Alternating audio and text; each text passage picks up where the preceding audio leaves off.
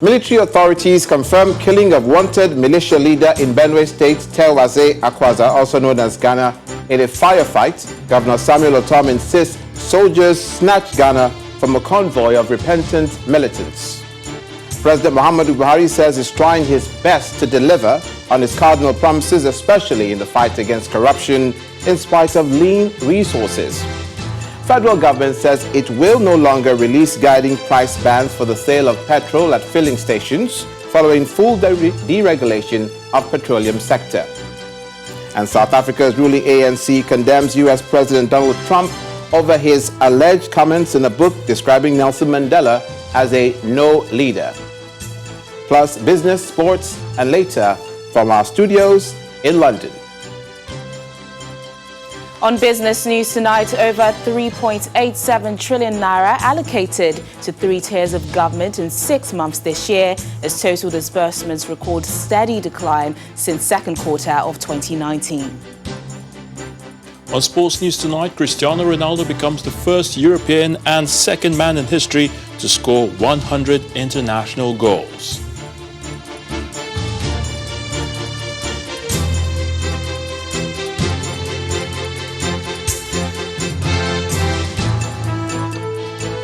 Military authorities have announced the killing of wanted militia leader in Benue State, Telwaze Akwaza, also known as Ghana. The commander of the 4 Special Forces Command in Doma local government area of Nasarawa State, Brigadier General Modi Gazama, confirmed this to Channels Television. He says Ghana was killed today in a firefight with military personnel.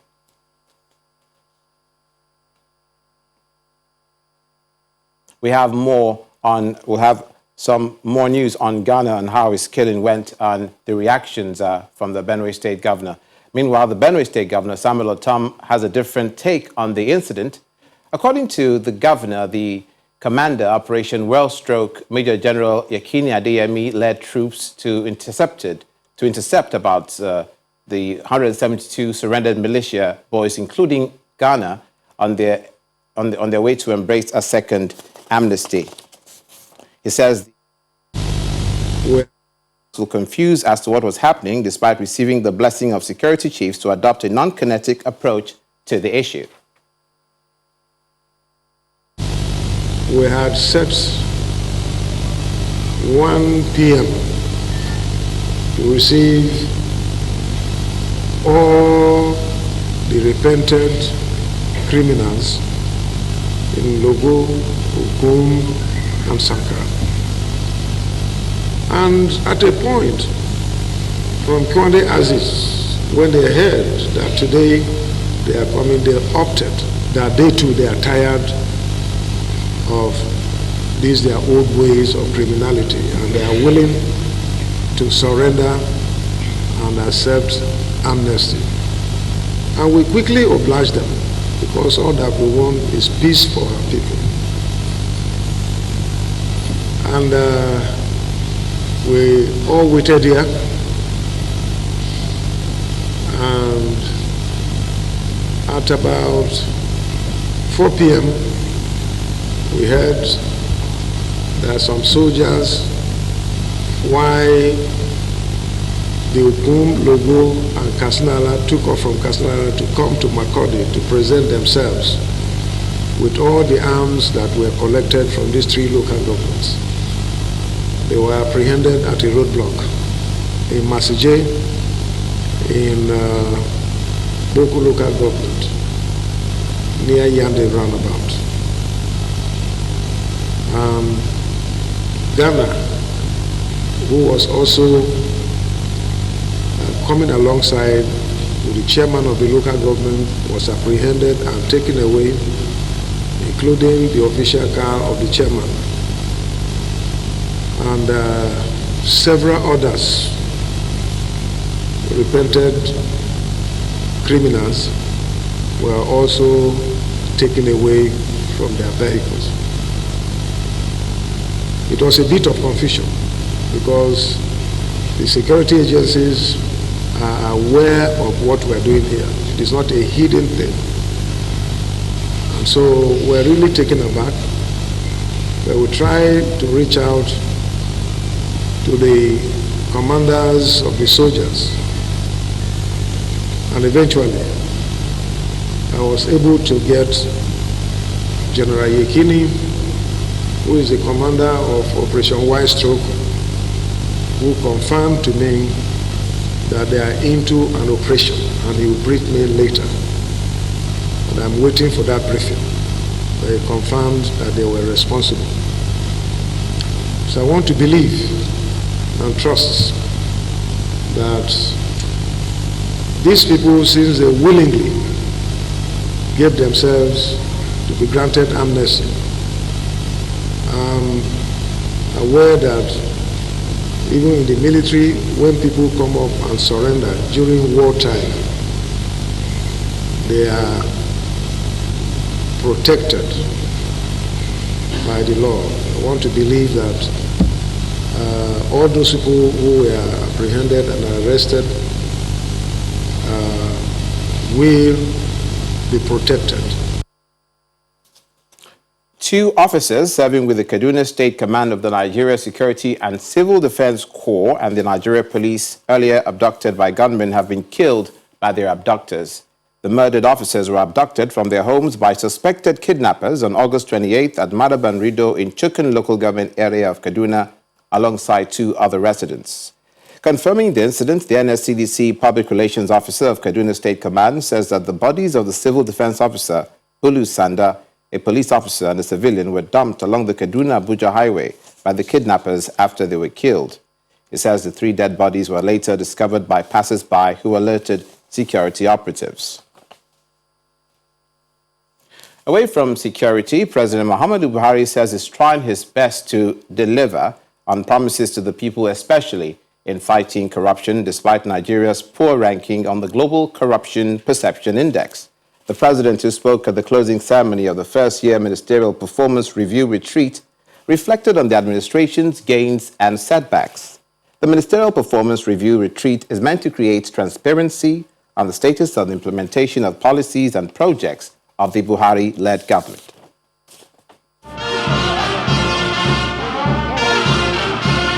For many Nigerians, this retreat was long overdue.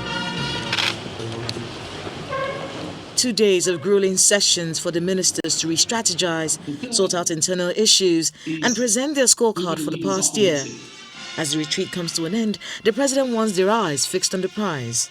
More than ever before, I charge us all to play as a team, because that is what we are. A convoy is, however, only as strong as its slowest vessel. To this end, the days of insufficient collaboration, coordination, and synergy among implementing ministries, departments, and agencies should be over. I have directed that a central delivery coordination unit at the Office of the Secretary to the Government of the Federation should be revived to ensure the much-needed synergy and focus on results. All submissions for my attention or meeting requests will be channeled through the Chief of Staff, while all Federal Executive Council matters should be coordinated through the Secretary to the Government of the Federation. A meeting the president had with the American President Donald Trump emphasizes the misconception of the security crisis in the country abroad, especially the farmer-herdsman crisis. When I was in his office, only myself and himself, only God is a witness. He looked at me in the face. He said, "Why are you killing Christians?" I wonder if it were you, I wonder how you will react. So I tried and explained to him, this has got nothing to do with ethnicity or religion. It's a cultural thing which the respective leadership was failing the nation. When we came, we were faced with half the production, one side of the production, one side of the money we are getting, and with all these challenges, security, economy, and fighting corruption. So please encourage your friends, the elite, to reflect on what this administration has done, what APC has done, and what we have achieved. Well, I'm doing my best. Is the president doing his best? Will this retreat provide the perfect launchpad for ministers to deliver on the president's 9-priority agenda? Should Nigerians expect a better-run country in the years to come? Only time will tell. From the State House in Abuja, Kayla Megwa, Channels Television News. Meanwhile, the federal government has made it clear that it will no longer be releasing the guiding price bands for the sale of premium motor spirit, popularly called petrol, at filling stations. This has been further explained by the Petroleum Product Pricing Regulatory Agency, which has also explained that the scarcity of foreign exchange is responsible for the inability of oil marketers to resume import of the product.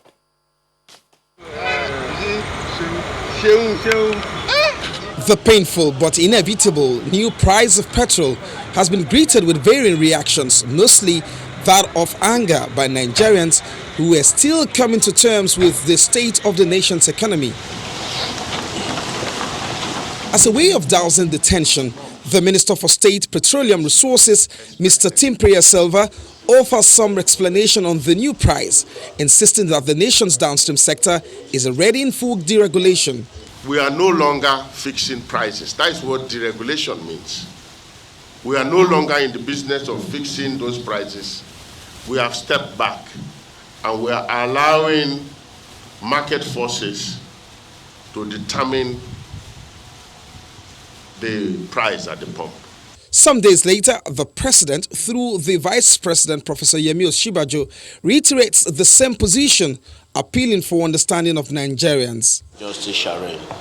Thank you very much. Will start. At this briefing, the Petroleum Products Pricing Regulatory Agency, 3PPRA, and the Petroleum Products Marketing Company, PPMC, are expected to provide further details of the deregulation policy. Mr. President, the managing director of the PPMC would offer very little, as he insists that his bosses have provided all the details needed.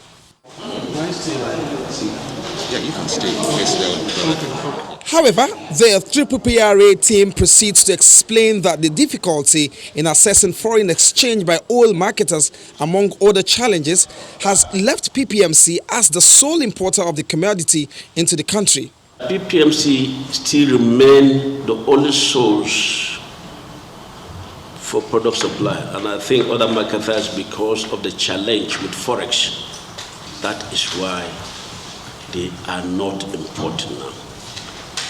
And you know the role Forex plays, particularly with the sourcing of petroleum products.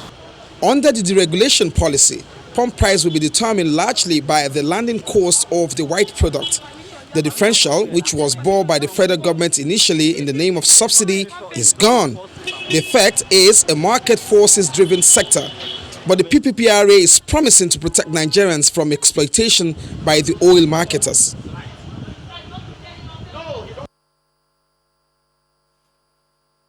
And the main opposition, People's Democratic Party, the PDP, have rejected the hike in the cost of fuel and electricity, saying there is no way Nigerians can survive under the present circumstances. The party, in a statement, describes its attempt by the Minister of Information and Culture, Lai Mohammed, to justify the excessive hike in the cost of fuel as well as electricity as yet another affront to Nigerians who rejected the increases. According to the PDP, with a 30,000 naira federal monthly minimum wage, which represents a 1,000 naira daily wage, there is no way an average Nigerian can survive under the excessive fuel and electricity hike, with attendant increases in transportation and other operation costs, which will leave most citizens with nothing for food, medicine, house rent, and other basic necessities of life. The PDP concludes that nothing but an immediate downward review of the cost of fuel and electricity is acceptable under the current economic situation. Now to the oil and gas sector. While the government grapples with reactions to fuel and electricity prices, hikes, and other crises, is looming in the health sector this time on the heels of a nationwide strike by resident doctors. The leadership of Nigeria's Joint Health Workers Union has threatened to down tools nationwide if its demands are not met before Sunday, September the 13th. At an expanded meeting of the union in Abuja, the president of GEHESU insists the federal government has been paying lip service to all conciliation agreements entered with the union.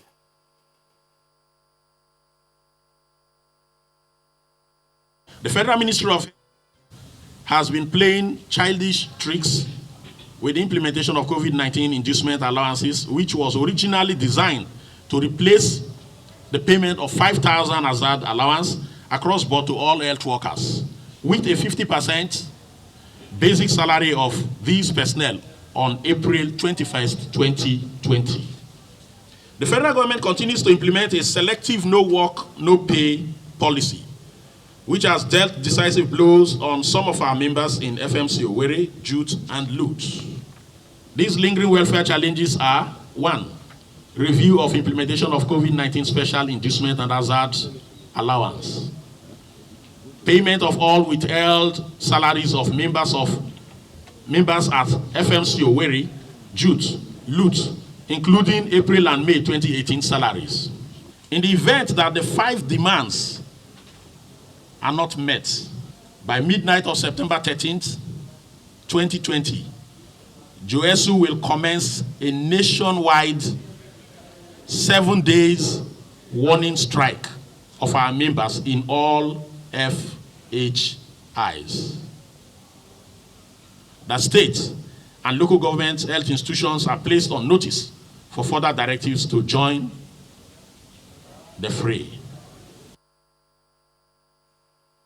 In the meantime, resident doctors in the country say there is no going back on its ongoing strike if the government does not meet its demands. On day 2 of the strike embarked upon by members of the associations across the country, some leaders of the association in the state say the government is insensitive to the plight of its members. Our correspondent Gimba Uma in this report looks at the impact of the NARD strike. Gradually, activities drop in the hospitals across the country. University Teaching Hospital Uyo in Akwa Ibom State is hard hit, evident in empty long corridors. Wards are deserted. Nothing but silence can be heard. Bedsheets lie in a pile. Filth litters the surrounding. The resident doctors insist the government is to blame. It's not a new strike, it's just a resumption of the old strike, which we suspended in the interest of the suffering masses. The doctors' resolve is final. Sustain the strike, say not only in Uyo, but also in Umuahia, the Abia state capital, where the doctors, after an emergency meeting, decided to down tools. In clear instructions. Our members, who are people below the rank of consultants and principal medical officers, are on strike. Up north, the Usman Danfodio Teaching Hospital in Sokoto lies almost empty, but for a few who chatted in clusters. A handful more lined this corridor, waiting to be attended to. As doctors and as residents in training, we need to be taken, the government need to take care of us so that we can take care of the populace adequately. A 21-day ultimatum to the government to meet the doctors' demands lapsed on the 17th of August 2020 with no outcomes or results, fueling frustration for the doctors. In Bauchi, the Abubakar Tafawa Balewa University Teaching Hospital worsens the pictures. The corridors turned rest grounds, the few sit on mats for comfort. The intensive care unit deserted. Our members that are in the COVID-19 treatment centers are exempted from the strike because of the pandemic. Down south in Lagos, the strike in Lasuth gives a totally different feel. It appears, though, that there is no strike in place. People within the hospital premises moved freely outside, wearing their masks. But trouble lies beneath the surface. The secretary of the association tells me. The agitation are mainly for, 1, is the salary disparity. This thing has been there for a very long time. We want this salary disparity issue to be addressed. 2, is the Medical Residency Training Act. This is a national act that is governing the program of residency in Nigeria. It's not the first time resident doctors will embark on a strike. This one, however, is coming when the COVID-19 pandemic rages on. The demands of the resident doctors, though meager, are indeed crucial for them to be able to attend to the welfare of their patients. Gimba Umar, Channels Television News. Now, staying with one of our top stories on the scrapping of the price band of petroleum products, let's get some more insight now as we're joined by the National Operations Director of the Independent Petroleum Marketers Association of Nigeria, Mr. Mike Oshati. You're welcome to the News at 10. Good evening. Now, after a lot of back and forth, the federal government has finally announced the deregulation of the downstream sector. What do you have to say about this? Yeah, thank you, and good evening, Nigerians. Since March 20 this year, the government has announced that there's going to be deregulation, that they are handing off the price control. But from March to July, we have experienced price band from PPRA, upper band, lower band. But in July for the price of August, they issue out data to marketers. And even for the September price also, we have not gotten data. And for them to now come out today that they are now handing off subsidy and the PMS is regulated, it means government at this time are now serious about regulation of PMS. Like what we have in kerosene and diesel for some years. Kerosene and diesel have been determined by the market forces for so many years.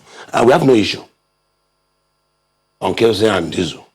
And if government now says they are ready for the regulation of PMS, then it's a good moment for the industry and for the Nigerians. Though there will be some pains. One of the pains, isn't there a fear that will give an opportunity for marketers to fix prices arbitrarily? Well, when you regulate, you cannot exploit, because you have competitors that are also selling beside you. So like diesel, for example, you have different prices of diesel and kerosene. Even in Lagos or Abuja, you can have different pricing, we say, in Gariki and whatever. So if you overprice yourself, you won't sell. Don't you have fears that the unscrupulous marketers will take advantage of this situation at the beginning stage to fix prices that are unreasonable? This is not a monopoly market. If it's monopolistic, then you can say they can take advantage. But it is open. And if even not even pricing, even if the measurement of station A is not okay, you move to the next station. So there's nobody that can hold the Nigerians to ransom when it comes to pricing. And nobody can even exploit also. Okay, if the PPRA provides a guide for marketers to check the arbitrary hike, will that be negating the spirit of what a deregulated market represents? What if they provide a guide and say, okay, let me ask PPRA. Thus far, no farther. Let me ask PPRA a question, and even Nigerians. Do PPRA control price of kerosene and diesel for years? There's no template for kerosene and diesel. And so why would they now say they want to regulate or control in quote about pricing of PMS? And you know that PPRA, they take admin charge on PMS, or I think around 23 kobo, which runs to about 50-60 million per day. So if they don't want to continue, I think it's not fair, because it adds also to the cost. It adds to the pump price. So we should maintain what we are doing in kerosene and diesel and extend it to petrol for the benefit of Nigerians and government. Yes, there will be more money for government, right? And as I know, government is now providing option for petrol with gas. Speaking of which, the government has spoken out providing alternatives but for petrol. Do you think this will drive down the price of petrol? Yes, it will, because Nigeria is number 9 in terms of proving reserves in the whole world of gas. We have about 203 trillion cubic feet of gas. Even China is number 10. The first country in the world is Russia. And I think USA is even number 4. And in Africa, we are number 1, followed by Algeria and Egypt. Then you talk of Libya and Mozambique. So we have, in fact, what we have in gas is times 3 of what we have in crude in terms of proven reserve. And our federal government this year have rolled out programs to ensure that gas is being used in all the nooks and crannies of the country. And they have made the field open by saying stations now will be selling auto gas and even LPG with conditions of safety. So, and they are serious. I mean, from what I know, they are serious. By December, you will see. Even the cost of 12.5 kg LPG gas that is being sold at 3,500-4,000 will come to about 1.8. We certainly hope yes. that at the end of the day, it could 1.8. That's one of the factors. I mean, yeah, 1.8 or 2,000 by December with the force that I'm seeing. That's an optimistic point of view. No, you see. Thank you so much. Unfortunately, we have to stop there because we're running out of time. But thank you so much for your views on this issue. We hope that at the end of the day, that the prices do go down for the benefit of all Nigerians. It will. Thank you so much. Yeah. Mr. Michael Shatuyu, he's the National Operations Director of the Independent Petroleum Marketers Association of Nigeria, IPMAN. The Economic and Financial Crimes Commission, EFCC, has rearraigned Malibu Oil and Gas Limited, Aliyu Abubakar, and 6 others before the Federal High Court sitting in Abuja. The accused persons are facing 67 amended charges bordering on money laundering to the tune of $875,740,000 United States dollars. The other 6 defendants are Group Construction Company Limited, Rocky Top Resources Limited, Megatech Engineering Limited, Novel Properties and Development Company Limited, Imperial Union Limited, and Carling International Nigeria Limited. When the 67 charges were read to the defendants, they pleaded not guilty to all. After the EFCC counsel, Bala Sanga, asked the court to grant a date for commencement of trial, the Justice Inyang Eko adjourned the matter to Thursday, September 10, 2020, and granted that the defendants continue with their existing bail. Also in the courtroom, Justice Halima Suleiman of Kwara State High Court has adjourned the hearing of the Offa bank robbery case to December the 21st. This came after the prosecution sought for a longer adjournment in order to allow for one of the principal witnesses, one Inspector Danjuma Mohammed Gadaba, to testify before the court. Now, the witness said to be in possession of the video and analysis of how the robbery took place is reported to be on a national assignment in Somalia and will not be back until December the 15th. The court had earlier accepted as exhibits the death certificates of the 9 policemen killed during the robbery on the 5th of April 2018. The plight of victims of human trafficking has been receiving a lot of attention lately, with government agencies arranging the return of many Nigerians from countries like Libya and Lebanon. Lagos State Governor Babajide Sanwo-Olu says the high number of Lagos indigents caught in the web of human trafficking is alarming, and now a task force has been set up to curb the trend. The Director General of the National Agency for the Prohibition of Trafficking in Persons, who was present at the inauguration in Ikeja, emphasizes the need for government to pay attention to the rehabilitation of the victims when they return to the country. From 2004 to 2020, a total of 1,535 indigents of Lagos State have been rescued by NAPTIP and her partners.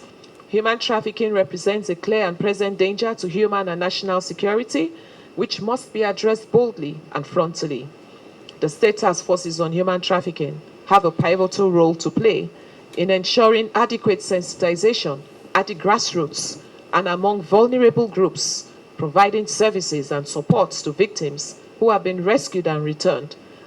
I'm sure you all know that COVID-19 pandemic has further exposed and exacerbated many global inequalities that we have and has plunged several economies, has not been spared, into very high risk of recession, leaving very many, huge number of people, millions, at risk of, needing to deal with their economic, capability. What the world is going through further confirms the reason why we need to be doing what we're doing now. Because if not, the pandemic will be an easy excuse for some other people to either get very lured into it very quickly, or they will claim that they needed that economic, independence for them to get into what they're doing. So this task force is more now than ever before important, and it's critical that we get it right all of the time. To Kogi State, the Nigeria Police has filed a 7-count criminal charge against the Kogi State Commissioner for Water Resources, Abdulmumini Danga, over allegations of rape and brutality. Now, the case currently sitting at the Federal High Court in Abuja, the Federal Capital Territory, accuses the commissioner, along with another suspect, Success Amadivi, of torturing one Elizabeth Oyeniyi in Lokoja, the Kogi State capital, before raping her in March of this year. According to the charge sheet signed by the state prosecutor, ACP Efenga Sukor, and filed on September the 4th, 2020, Danga will be prosecuted by the police on behalf of the federal government of Nigeria.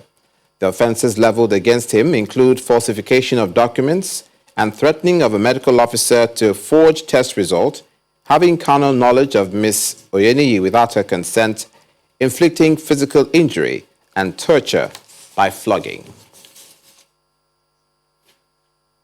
To politics now, and the wife of the Edo State Governor, Mrs. Betsy Obaseki, has asked women to come out in their numbers on September the 19th to vote for the ruling PDP in the governorship election without any fear of intimidation by outside sources.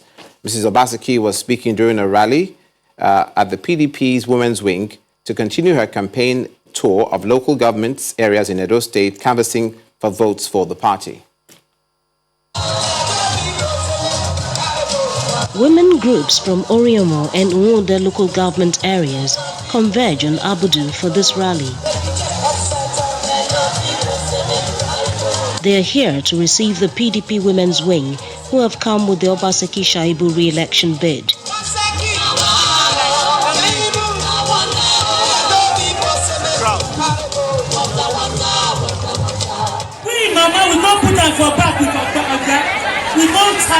The PDP team urges the gathering to go with the Obaseki Shaibu re-election bid, which according to them will work in favor of women. Like this administration, like they tell us say, women qualify to get position. That is why over the sea say, women when they follow Her Excellency, they're plenty.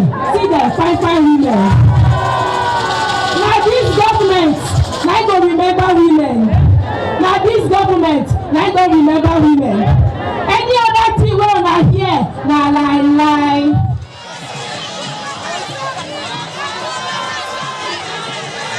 The PDP women are on song. The campaign trail moves from one rally to another. This next stop is in Ikubaka local government area.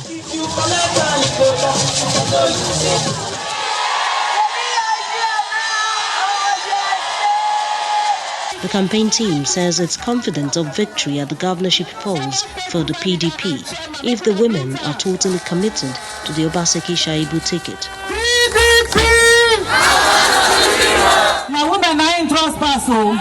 The wife of the PDP governorship candidate encourages the women to shun talks of external influence on the September 19 Edo poll and ensure a massive turnout. Even our president is not supporting that kind of bad thing. The president is a better man. He stands for law and order. Even in your election, he says, vote your conscience. The man talk and vote who you like. He talk for your own election. That's not for another person's election. They are just the boss, they deceive people, they deceive themselves, not the owner. Say, federal mind, no support any bad thing. For the PDP women, the campaign rallies is all in a day's work. The team also visited Igwabazua for the Ovia Northeast and Southwest rally.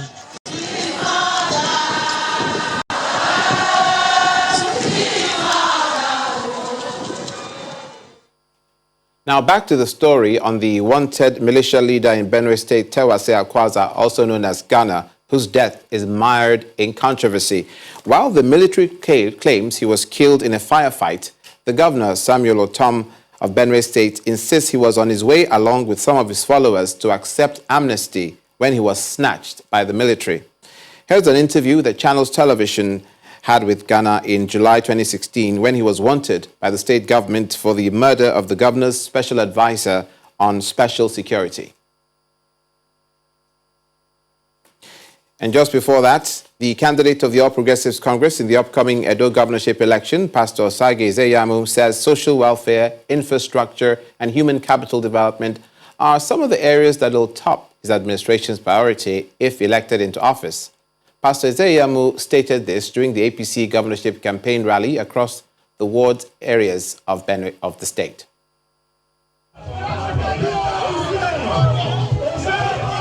The rally avails the APC campaign team an opportunity to let the predominantly farming population of Eho in Uwode local government area know its plans for the area as the party seeks to govern the state.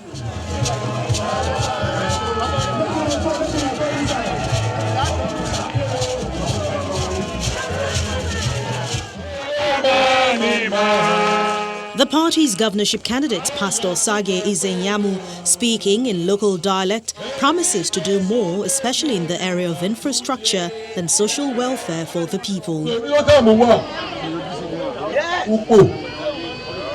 Amen. A school.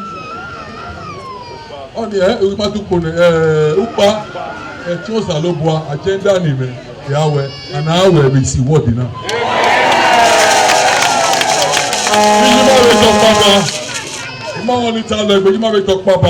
Women empowerment. I want to kill you.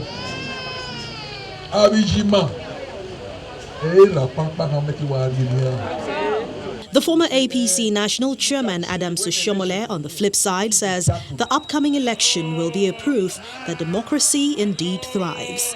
Why we like democracy, you see, ordinary people now you could transfer power to big man, to make a man big. Nobody big. The best way big that the voters, yourselves. We say, what do poor people need for villages? Not be for us to be crying for them. Oh, poverty, poverty. Not to fight poverty. So. How to fight it? Not to carry road, go there. Not to do better school so that children of poor person, when they go school, you don't go feel say he poor. Moving from ward to ward, the APC and its governorship candidates continue to engage Edo people with its program manifesto, The Simple Agenda, which it believes is a good roadmap for rapid development in Edo State.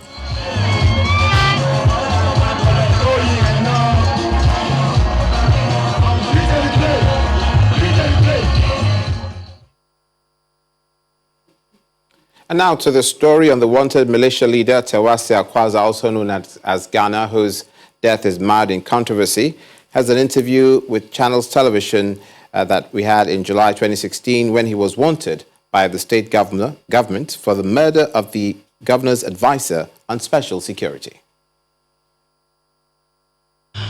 Did you kill Denan Igbana? No, I didn't kill Denan Igbana.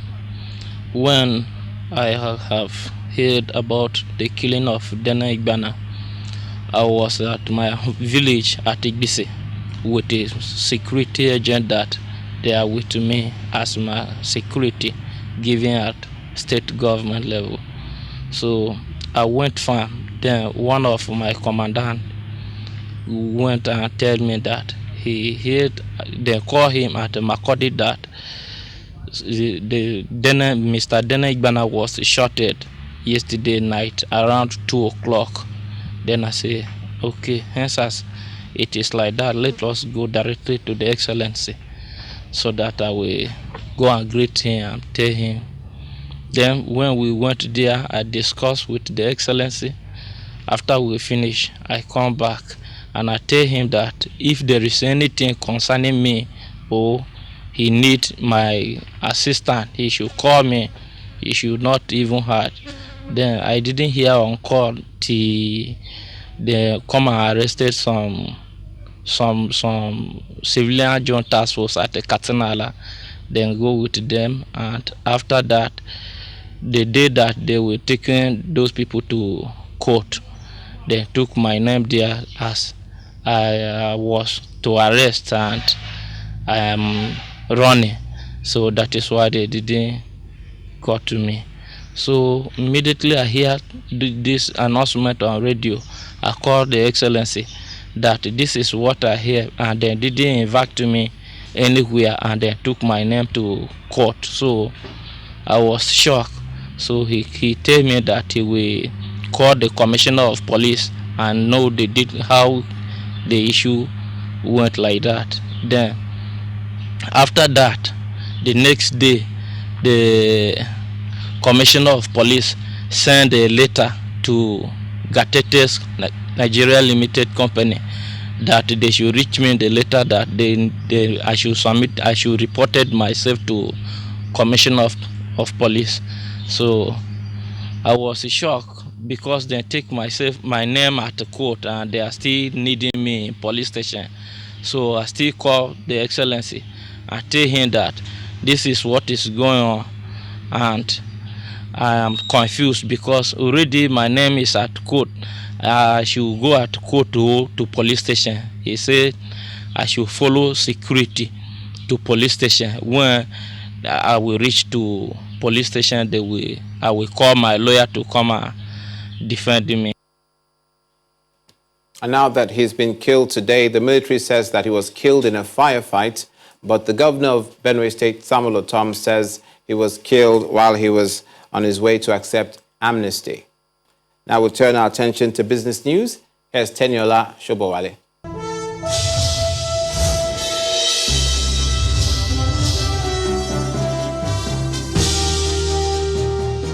Thanks, Olumide. Welcome to Business News. About 3.88 trillion naira was shared to the 3 tiers of government by the Federation Accounts Allocation Committee in the first half of this year, and that's according to the Nigeria Extractive Industries Transparency Initiative. In the latest quarterly report, NATI says the federal government received a bulk of the disbursement, which is 1.53 trillion naira. State governments got 1.29 trillion naira, while 771.34 billion naira was disbursed to the 774 local government areas. A further analysis of the disbursement shows that the review stated that the amount received by the federal government was 4.28% lower than the amount received in the first half of 2019, while that of states and local governments were lower by 2.8 and 2.64% each within the comparative period. Meanwhile, the report shows that disbursements in the second quarter of 2020 were higher by 1.09% when compared to the disbursements made in the second quarter of 2019. Following the rebound in oil prices after easing of lockdown, as well as the adjustment of the official exchange rate by the CBN in March. The stock market closed today's trading session deeper in the red, with a further 42.84 billion naira drop in total value of equities after investors intensified profit taking on some big bank shares. Ekaite Afia tells us more.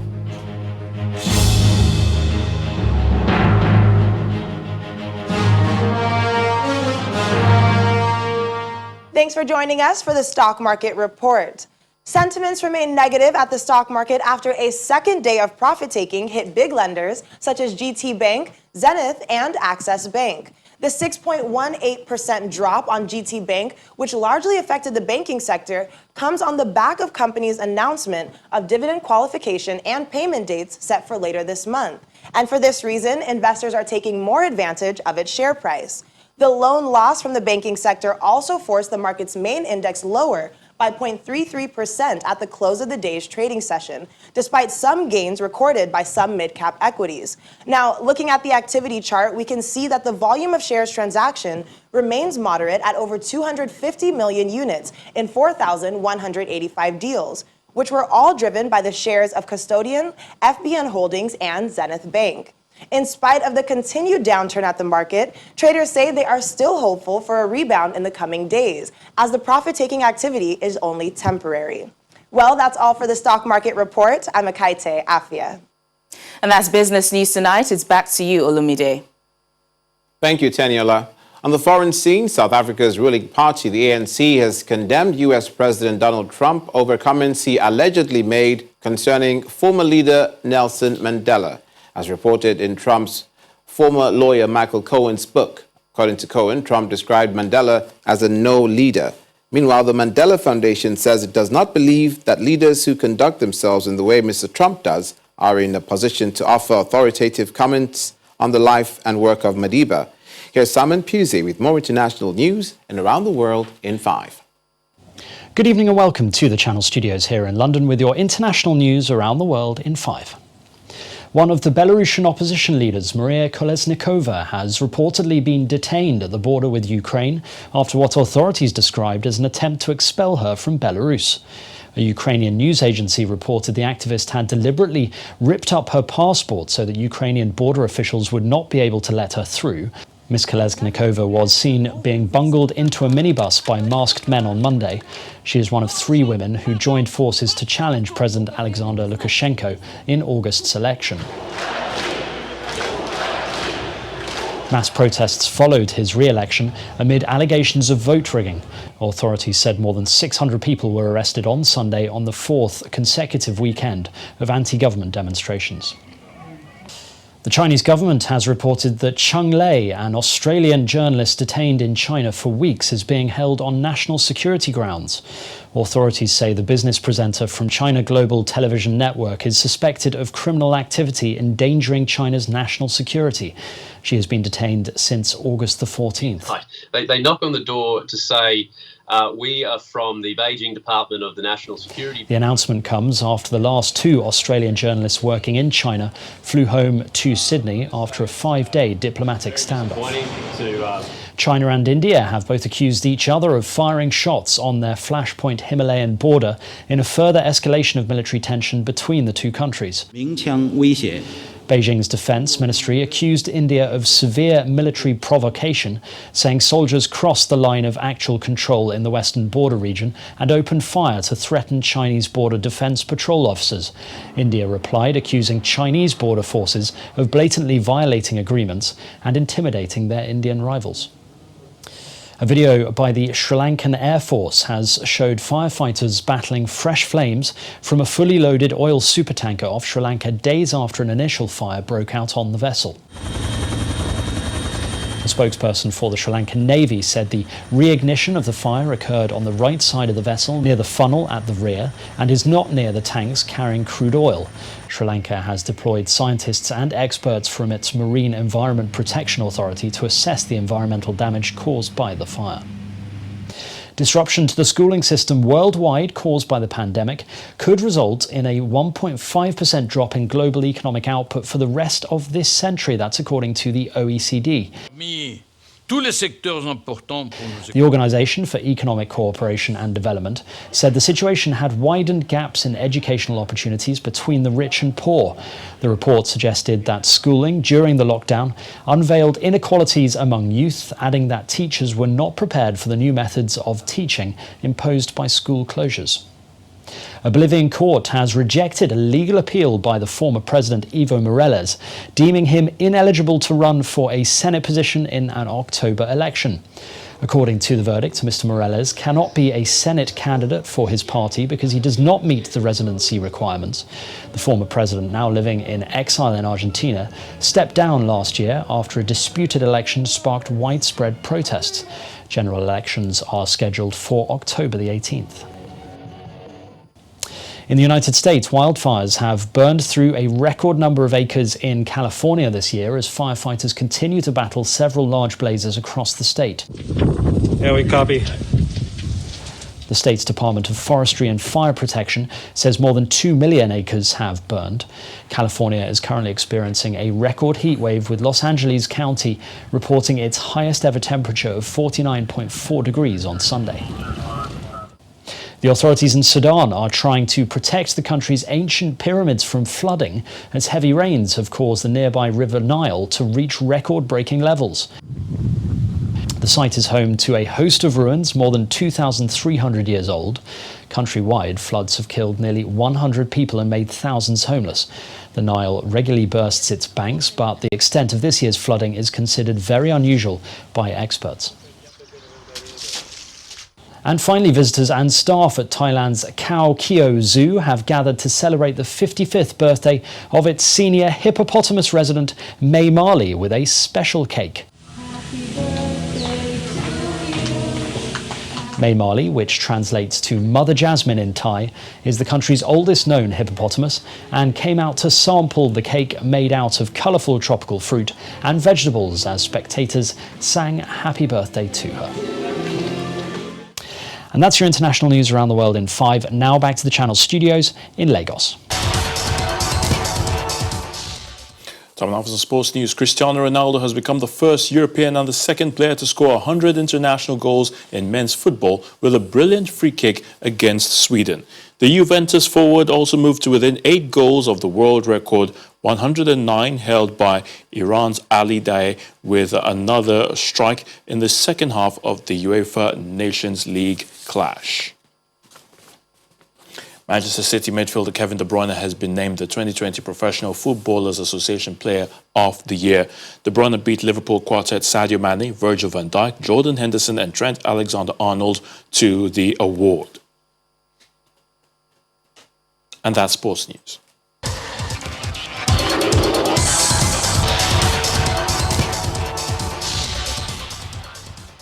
And the main news again. Military authorities today confirmed the killing of wanted militia leader in Benue State, Tewase Akwaza, also known as Ghana, in a firefight. However, Governor Samuel Otom insisted that soldiers snatched him from a convoy of repentant militants.